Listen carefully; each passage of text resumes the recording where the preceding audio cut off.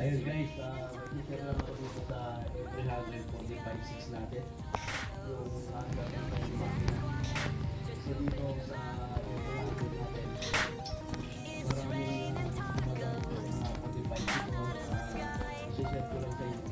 Para kasi makapili kayo ng mga A3 na ang tunog lumalagitik po. Hindi ko lahat ng lumalagitik. Ang tunog ay rocker arm lang o yung apin ng ating makina. Tulad nito sa sakyan ito guys. So, start natin.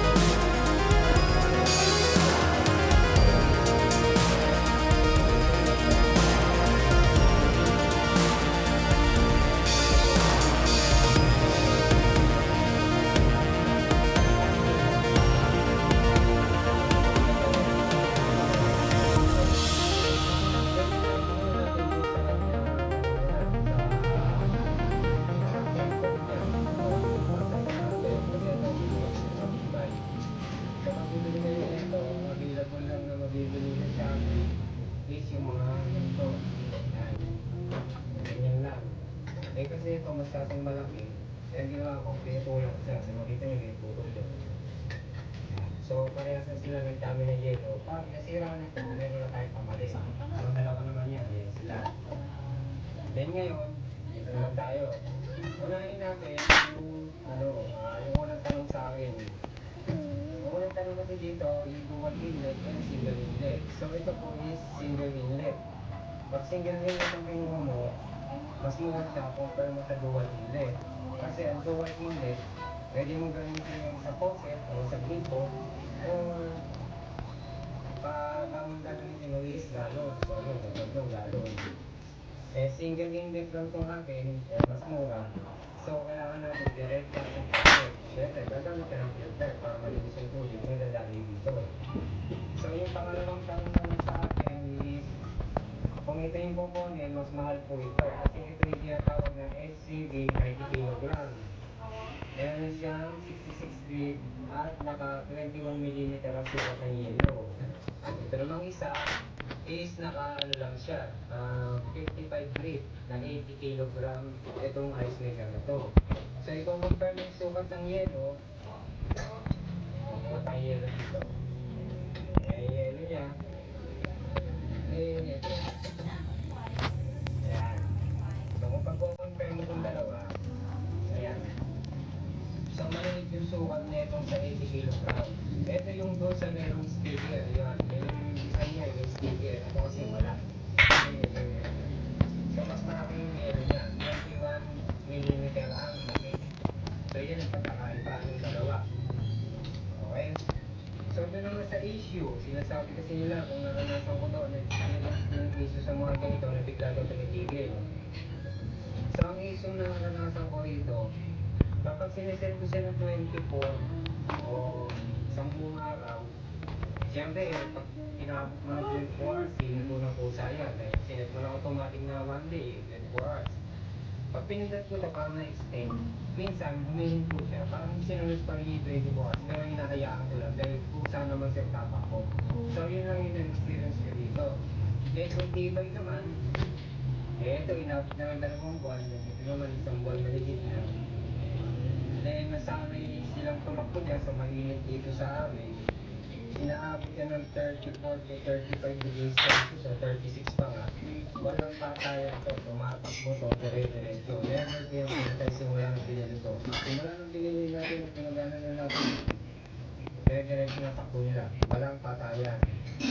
Ngayon, hindi naman sabing matibay. Kasi kahit sobrang init dito sa amin, talagang yung hangin niya rito, talagang hindi ka lalapit kasi ang init talaga ng singaw, parang hot air. Eh, kita nyo naman, hanggang ngayon is okay pa rin sila.